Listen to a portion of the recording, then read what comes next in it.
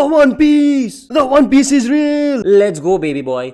I finally finished Marineford. It had been like a genuine, life milestone, like an achievement for me, like an actual Xbox 360 boop, boop, thing happened when I finally finished Marineford. Because you always hear people talking about it, man. Oh yeah, just wait till you get to Marineford. Just wait till you get to Marineford. Your panties are going to be blown out of your asshole. And I always thought it was just regular old One Piece fans just being brain dead, just lobotomy piece taking over them, and they're just gassing things up for no reason. And man, was I wrong, let me tell you what. This shit was fucking straight nuts to butts action from start to finish, man. Oda is holding you by the motherfucking nipples for the entirety of this arc, man. He just does not let those motherfuckers go. Now, I'm not gonna talk about Sabaody, Amazon Lily, and Impel Down. Those are their own small minor things. They are connected to the overall, Summit War saga and shit. But let's just leave them be, because Marineford itself is just a huge undertaking for me. First off, man, I love that Luffy is just solo raw dogging it in this one.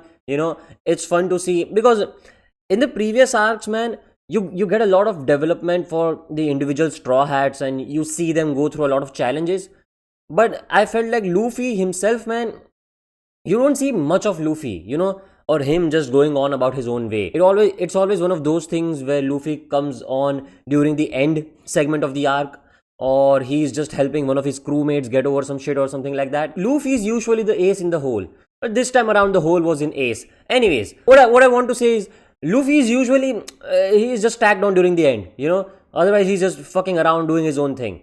This time around, it was really refreshing to see just Luffy being himself and, kind of exploring his character traits and why people are attracted to him. That was more so during Impel Down and Amazon Lily and shit like that. When we got to understand Luffy more closely, if I had to put it that way. And I just really like Luffy, man. Personally, for me, man, people complain a lot about Luffy, that he's boring or he's just a one-dimensional character or some shit like that. I never got that agenda. For me, personally, Luffy is a really interesting character, and I really like him. I'm gonna make a whole different video on him. And Luffy inside this entire saga, man, just solidified his position as an amazing character for me, man. Loved Luffy in this one. The way he faces these challenges and does not give up, and puts his faith in other people. There are a lot of small little tidbits like that thrown into the writing of Luffy inside this entire saga that just makes you fall in love with it, man. Of course, we also get one of the most iconic moments of any manga ever, with Akainu just punching a hole in Ace, and it was just so sad to see Luffy just distraught, man. He was just fucked up, man. He was making a straight up like Ahegao face, like straight out of Rule 34 or some shit, when Ace was lying dead in front of him. He was like, ugh! That shit, that was just heartbreaking, man. And Luffy struggles in the post-war type thing that we had, that was really great to read through. The way he gets through Ace's death, he accepts it. And one of the most beautiful moments for me, man, was when Luffy realizes that he has his crew with him, that manga panel, man, where he says, I have my crew, just fucking heartwarming stuff, man. Really amazing, man. I fucking loved it. The other big thing which I really liked was the big man himself, Whitebeard. Let's get it, man. Whitebeard's such a goat, man. Such a Chad. Holy fuck, I fucking loved him. People glaze him so much, man. You'd think that Whitebeard's beard is white because of all the semen people glaze him with, just giving him a good old bukake shower or some shit. But after reading through this, man, I can understand why people glaze him so much. Me personally, I would not glaze him to that level. I fucking love that guy, but I'll calm down with my glaze. I'm not gonna make statues out of Whitebeard or get a fucking life-size pillow of Whitebeard and start fucking him or some shit. I'm not gonna let Whitebeard shove his entire spear up my butthole to sort of stimulate my prostate or some shit. But I'll let him kiss me on my lips. On my cheeks. Let's just put it that way. Whitebeard was just a really fucking menacing presence on the battlefield, man. It was just so fun whenever he was on your page, because shit was about to get serious and he was about to blow shit up. Whenever that motherfucker was on panel, it was so entertaining, man, because shit is about to go down when he appears in the fucking panel. And as advertised, man, Whitebeard just fucked shit up, man. I can only imagine if he was at his peak conditioning, he would have just fucked the three admirals on his own, man. Just bam, bam, bam, three tremors, bam, you're gone. His powers were really cool, man. It was a really creative thing with the tremor fruit. I've never seen anything like that. And the way in which Whitebeard uses it, fucking amazing, man. And whenever he fucking breaks the fucking I don't know what he breaks, the vacuum of space, the ether, I don't know. But whenever he punches that shit and the whole entire Marineford island starts tumbling down and shit like that, fucking amazing, man. One thing which had me worried was, like, I knew Whitebeard was gonna die. It's one of those spoilers where you can't really avoid it. I knew Ace was going to die as well. So I mean, how can you avoid it, right? Just a couple of months, maybe a couple of years ago, we had the whole "the One Piece is real. Can we get much higher?" thing going on. So everybody knows Whitebeard is going to die, and that kind of had me worried that I would not feel his impact as such. His death's impact. And in a way, yes, it did. Since I knew he was going to die, it did not leave a heavy impact on me or some shit. But it still made me feel a certain way. I was still in my feels when he died. So yeah, not really fucking amazing, but not terrible as well. And the other thing which had me worried was that I don't fucking know who the fuck Whitebeard is, right? You don't know who the fuck this guy is. You just hear people in the One Piece world glazing him left and right, oh, Whitebeard's the real fucking deal. If he shows up to your doorstep, he's leaving your house with your testicles in his hands. Something to that effect. So I did not really know what the fuck kind of heat this guy would carry. And most importantly, I would not know why he cares so much about Ace and what kind of a pirate he is. You need those things to have a genuine connection with the person you're watching, man. Especially if he's going to die. And I thought that it was again going to lessen the impact of the character for me. But the way in which they sort of unravel Whitebeard, pirates, and Ace's whole story with them while the war is going on kind of sets the mood for it. And especially when he dies, man. Oh man, this is one of my favorite panels in One Piece ever, where they show young Whitebeard. It was hinted at previously during the war, where somebody asks him, Marshall D. Teach. No, that was a slip of tongue. Oh, Edward, yeah. Well, why the fuck do you want to be a pirate, or some shit like that? And he's just like, gazing on into the landscape and some shit. And you're like, oh, what the fuck? What are his motives? I want to know. And when he finally dies and he just says, oh man, I want to have a family. Whoa! Such beautiful writing, man. And this shows you, man, such a simplistic yet such a fucking amazing thing, man.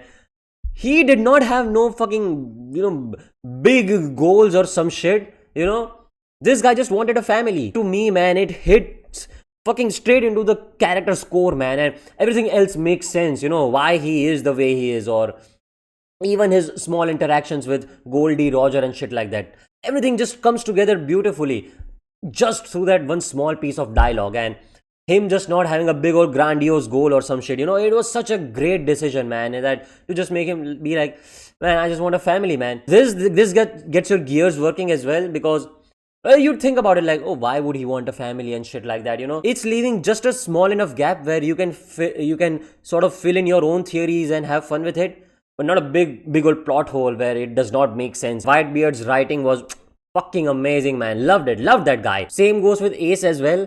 But here I have a small little problem, not a problem, but a question rather. How they show Ace and Sabo and Luffy's story after he had already died, So I was thinking if maybe they had shown it before, or maybe small little tiddly winks of it to us, while the war was going on or some shit like that. I don't know. Maybe we would have been able to form a more deeper connection with Ace, and then his death would have hit us harder or some shit. But I don't know, man. Yeah, these are things that I can only speculate. Because even when I had known that, Ace is going to die, his death hit really hard for me, man. And not that I was crying or some shit, but more than his death, man, the best part of Ace's character in this entire arc for me was when he's hugging Luffy and crying. I mean, that's when he dies, obviously. But it's not the act of him dying itself, but when he's crying and he's telling everyone, thank you for loving me. Oh, again, man, just like fucking Whitebeard's, in the same realm, the character motives are in the same realm where Ace just wanted to be accepted, man. He's just, he's just been thrashed around his entire childhood. People hate him, calling him a demon child and some shit. I know. What the fuck is up with these adults in manga, man? People are fucking kicking around Naruto and shit like that when he's a child for no fault of his own. calling him a demon child, and same with Ace just because he's like Goldie Rogers' son. Who the fuck are these hating ass adults, man? Straight out of they're like SpongeBob SquarePants bikini bottom citizens, man, coming out of nowhere just to spread hate. You have to kind of respect it in some manner. But coming back to Ace, it was now that I'm talking about it out loud, it did not really matter what his relationship with Luffy was, because they had already shown that Ace, what he cares about is wanting to be accepted and shit like that. So that's why maybe his death hit just as hard, even if they did not show us his stuff with Luffy and shit like that. So yeah, man, I guess just good writing. Even when I was complaining about it, I somehow looped it around into being good writing, I guess. Just really watertight stuff, man. You can't really say much about it other than it's just really great. I wish we got to see Ace fighting. He did really fuck up Aokiji's what the fuck attack he did, and that was that, I guess. Other than that, I don't remember Ace doing much, because this is the last time you're gonna see him, man. I want to see him, fuck shit up and stuff like that, but yeah, it's fine. Jinbei was amazing as well for me in this arc, because he was just a fucking bro, man, just a bro's bro. And I don't know what's going on with this One Piece community Jinbei slander, man, because well, I've just reached Fishman Island, so I don't know what the fuck's going to happen. But I know that Jinbei is going to be part of the Straw Hats. But somehow, when people just slander Jinbei just out of his fucking butthole, man, they call him the bum of the first sea, man. What the fuck is up? I don't know why, man, because Jinbei in this arc was just a bro, man, just helping Luffy out and shielding him and shit like that. Whenever Jinbei was on frame, I was just like, yeah, that's my boy, man, that's the boy. Getting his whale sharks out and shit like that, helping helping Luffy jump into the air and landing that iconic pose. Jinbei is just a bro, man. I don't know what the fuck is happening with him in the future or some shit, but I guess we'll find out. But in this arc, Jinbei was amazing for me, man. A real highlight of the arc. Another thing which I finally, they got right in this arc is the action, baby. The action is fucking amazing action, man. This was a real fucking all-out war, man. Just left and right, just everybody's wreaking havoc everywhere. From the moment Aokiji fucking jumps into the air and ice baby, or was it Ice Age, whatever the fuck he does, and freezes the fucking waves and shit. That was the moment when I knew that Oda was going to go fucking insano style in this bitch. And the action just keeps getting better and better every time somebody comes up into the screen, man. And finally, it was action where I could make sense of what the fuck is going on. Somehow, man, when there are just two people fighting, previously Oda could just not do it well. He did it well, but not just great, what I was expecting.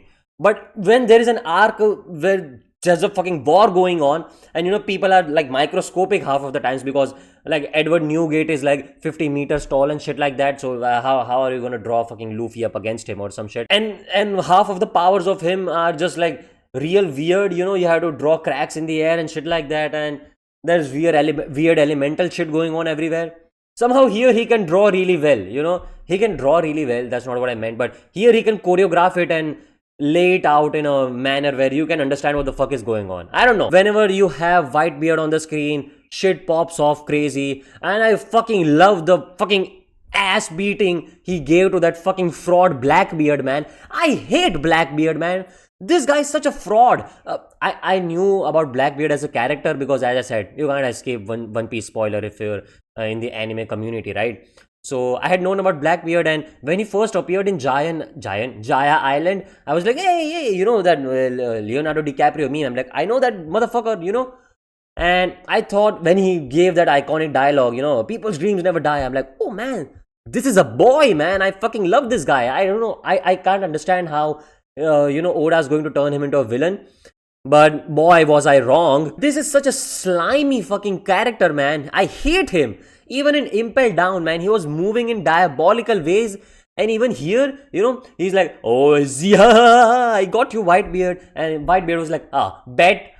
Fucking grabs his noggin, and fucking slams him into the ground, and fucking tremor shakes his entire asshole. Fucking loved that beating, man, that Whitebeard gave him. And especially when he was like, oh yeah, now you're really fucking weak, you can't use your devil fruit abilities or some shit like that. And again, man, Whitebeard was like, bed, slashes his fucking not his cranium, but his shoulder, his scapula into two different parts. That was so satisfying, man. I'm always up for some Blackbeard slander, man. I hate that guy, and especially this fraud, man. This fucking slimy weasel. When Whitebeard had finally died, he's resting over there, and he's like, "Zia!" Again, his weird fucking goofy ass laughter covers him up using some shit, I don't know, his devil fruit powers, and then fucking steals his powers. Fuck that shit, man. I was just up in arms about it, man. I was fuming. I was like, why does this fraud get so much like undeserved aura, man? He's just getting free eats every time.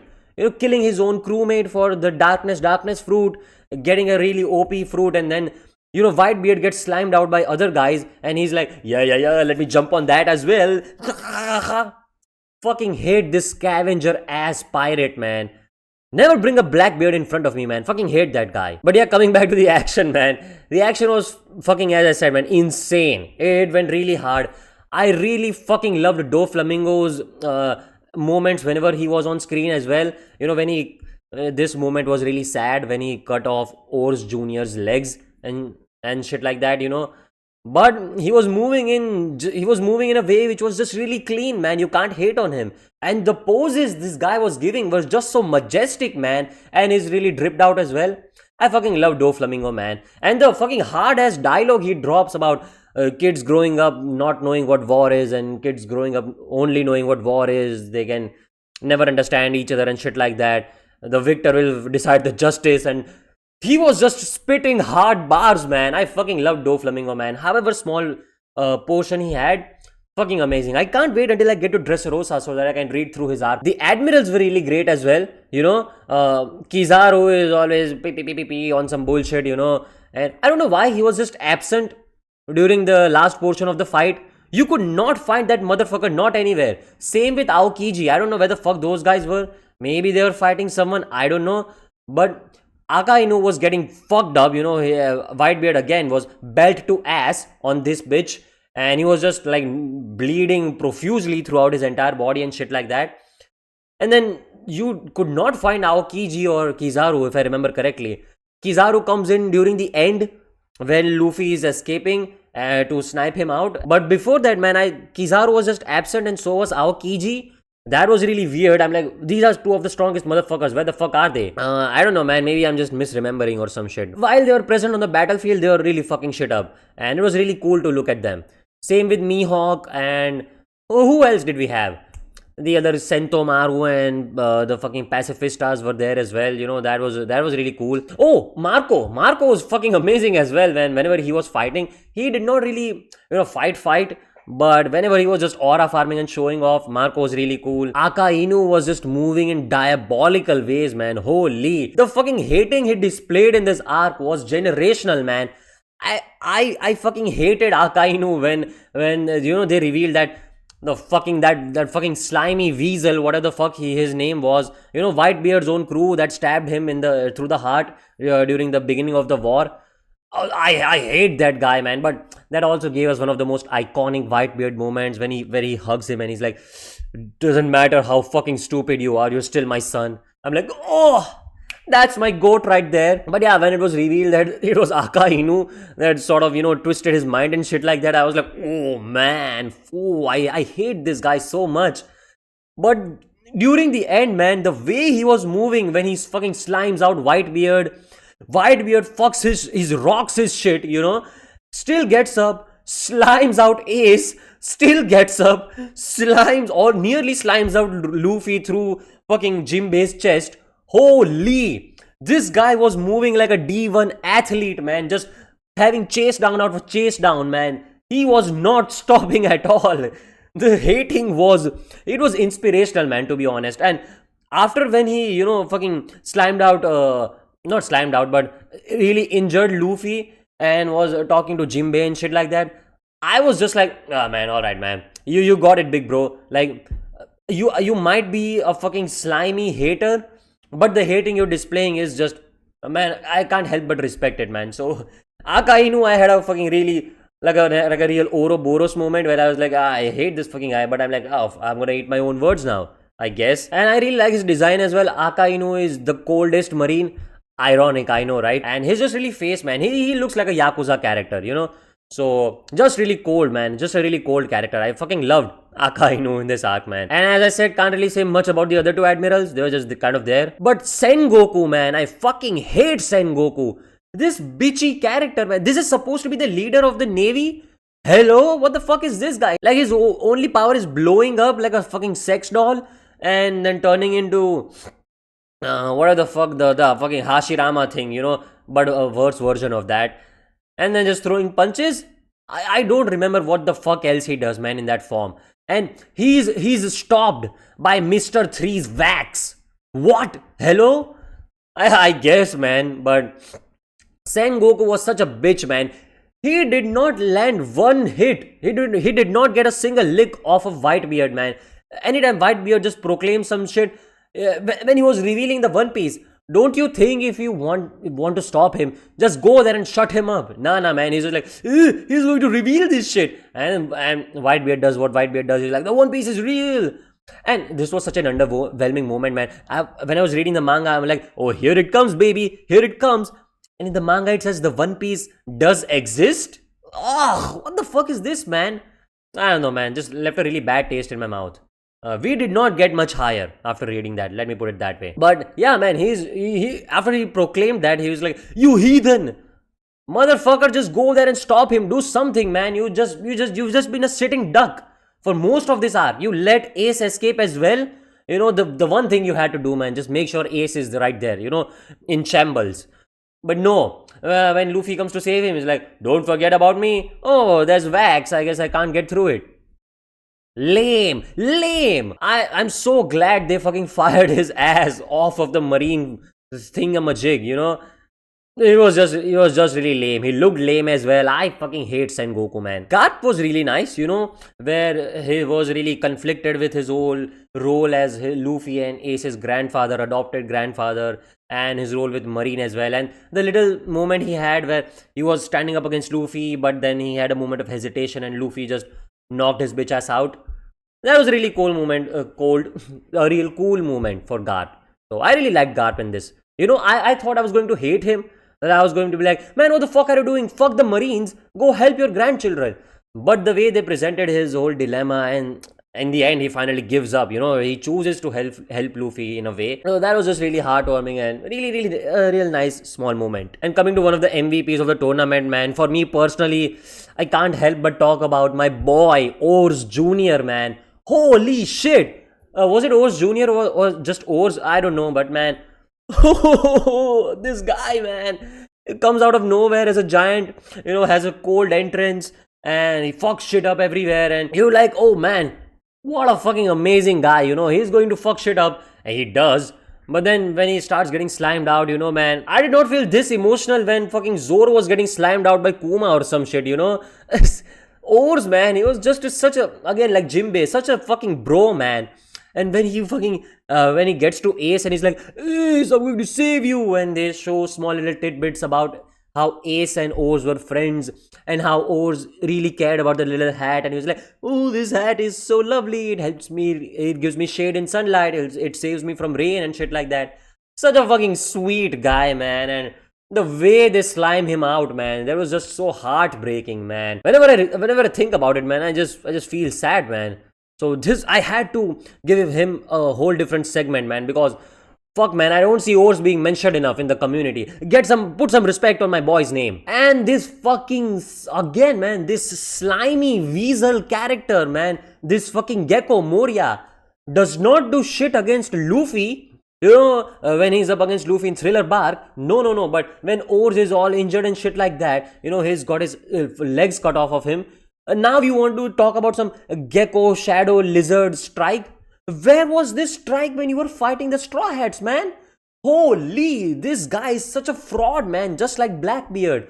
This is one of those characters where they're not gonna do shit, but when there's a opportunity for them to gain something out of it, to pounce on someone, to jump someone, they're like, let me get some free licks in. Hate fucking Gecko Moria, man. I was just really disappointed in him.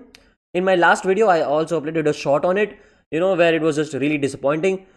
But the way he does Ors Juniors, man, makes my blood boil, man. Fucking hate. This is a Gecko Moria hate club from now on. Fuck that guy, man. I hate that guy more than Blackbeard, man. What a fraud, man. What a fraud. Ors Junior, man. Just let us have a small little moment of silence for him. There we go, man. Fucking love that guy, man. What a sweet guy, man. What a sweet guy. Just the farewell, soldier, is all I'm gonna say to him. One real weird thing which I found in this arc was Whitebeard just not engaging, in the fight for a majority portion of the start of the war. I guess the first third, Whitebeard's just kind of standing on the Moby Dick, man. He's just aura farming. He's not doing nothing. Maybe once or twice he scratches in the air and kind of tumbles the island or some shit. But other than that, man, you see him, when he enters the battlefield and during the end, the way he does these motherfuckers, these are admirals, and he's like, nah, bam, bam, bam, bam, and fucks everyone up. Whitebeard is a motherfucker, he can slime everyone out on his own, potentially. If he was in his prime, he would have, But for some reason, when you have the prime moment, where you need to attack during the initial starting moments of the arc, he's just kind of standing there, doing nothing. But I guess you can explain it by saying that you had the encampment walls and shit like that, and he kind of had to guess what Sengoku was planning and stuff like that. So he can't just go buck wild, can't just be like, all right, here I am, baby boy, There might be traps and shit that Sengoku would have laid down for him. So maybe he was just laying back and getting a feel for the war and kind of gauging what to do, strategizing and shit like that. And that's why he had to stay behind, to give everyone commands and shit. But he was kind of doing that when he was fighting as well. When Luffy fucking does his Conqueror's Haki, when they were about to slime Ace out and he was like, stop this nonsense, shit like that. And he fucking displays the Conqueror's Haki for the first time. Whitebeard was like, oh, fuck, you have the will of D. The will of D. Yeah, I'm sorry. And he just tells everyone, hey, go with the straw hat boy and shit like that. So he still has his commanding presence and I guess an active mind in the war when he's actively fighting. So I don't know why he could not have just done that from the get-go. But I guess there might be some explanation for it. But that just really rubbed me off the wrong way. And that is a minor complaint for me in the arc. And oh, Luffy's Conqueror Haki just reminded me, man. One of the best moments of the arc was when my boy Kobe, man. Was he Kobe? The pink head glasses guy that you get on Alvida's ship, and Luffy kind of, inspires him to become a marine. And now he's a grown-up guy. That guy, I think his name is Kobe. But when, he jumps in front of Aka Inu and he's like, stop this nonsense, you motherfucker. And Aka Inu's like Conor McGregor, like, who the fuck is that guy? That type of shit. And he was about to, bam, punch a hole through him. But then my boy Shanks comes in, like one of the hardest entrances. Just when you think, that a motherfucker can't have a pull-up now, like everybody's had such cold pull-ups in this entire arc, you can't get colder. Nah, man, Shanks is like, bet. Bam! There you go. Shanks had one of the craziest entrances, man. Ivanko Pirates were real MVP players as well, The way he was just winking everybody into oblivion, fucking amazing, man. It was just really entertaining. And the real MVP was the scissors guy, when he cuts the road open for Luffy and so to help him reach Ace. Fucking amazing, man. Loved it. Luffy's entire crew was MVPs as well. Crocodile was fucking amazing as well, It was on sight for him when he saw Whitebeard, He was like, alright, let's see who the fuck you are. And rightly so, Whitebeard fucks him up. And then during the end, when he fucking slashes Aka Inu or some shit to save Luffy, he was like, oh man, I have some respect for Mugiwara, as a fellow pirate, but I fucking hate you guys. Crocodile was moving in really vile ways in this arc as well. Not vile ways, but in interesting ways, I think.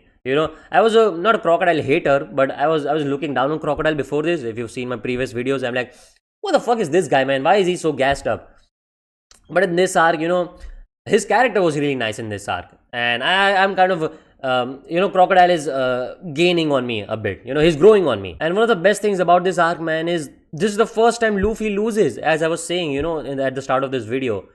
Such a fucking amazing thing, man. You had to face losses sometimes, and I think this was the perfect thing for Luffy. If he had to lose someone, it should have been Ace, and it should have been done in this manner. And yeah, man, I think I've yapped enough about this arc. This was an exhausting video to make, man. I was just talking non-stop. But as I was saying, man, to put it bluntly, loved this arc, man. One Piece fans weren't lying, man, when they said, oh yeah, get to Marineford, this shit is different. I'm not gonna say this is one of the best things I've ever saw. I saw a video saying, oh, this is the best arc in all of shonen. Nah, get the fuck out of here with that shit. Get out of here, boy. Marineford is not even close to being the best arc in all of anime or something like that, or even in shonen. Get out of here. But a fucking amazing arc nonetheless, and I was going to say it is one of the best war arcs, but to be honest, I don't remember any other war arcs. What other war arcs do we have? The Great Shinobi Fourth War, Fourth Great Ninja War. That's that from Naruto, which I remember at least. And other than that, I don't know. Can you count Eren's war against the world as war? Maybe, but that's that. Maybe something from the Full Metal Alchemist Brotherhood world. They had wars going on in there, right? A proper war, political war. The only ones I can remember are, as I said, Fourth Great Ninja War and this shit. And this is a hot take. I really love Fourth Great Ninja War as well. It's up there with Marineford for me. I can understand that this is a hot take. This is a garbage take even for some. But for me, Fourth Great Ninja War is really amazing. And this is up there as well. Probably a bit better, I guess. But I'll have to read through Naruto again for me to kind of compare them both. But that's neither here nor there. This is a really amazing war arc. This is a really great arc in general. If I had to give it a score, man, I'd say a good 9.5 out of 10. Perfect score for this shit. It had some iffy moments for me, which I mentioned in the video, but they weren't like, oh man, what the fuck is this kind of moments. They did not ruin things for me, but they kind of not even stuck out as a sore thumb or some shit. But it was just really, could have been handled in a better way, I think. And 9.5 is a good score, alright? So I think people are going to be mad at me that I'm not glazing it out of the fucking wazoo and giving it 10, 10, 10 across the board like it's Elden Ring or some shit. But yeah, man, that was my 2-piece on Marineford. And as I said, loved it. Really excited for the post-time skip stuff, from Fishman Island now. And yeah, that's it. See you.